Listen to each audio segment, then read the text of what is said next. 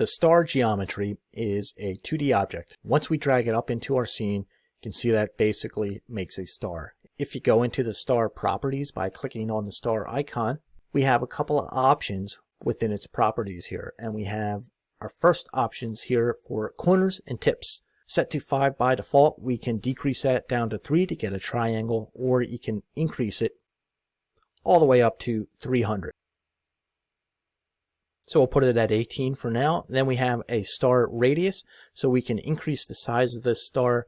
We have a star inner radius factor, so we can adjust the inner radius of this star.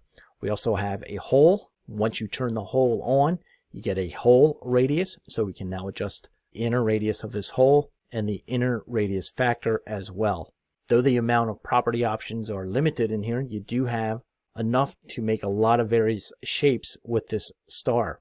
And depending how many corners you have and what your inner and outer radius factors are, you can make a lot of different shapes with the star object.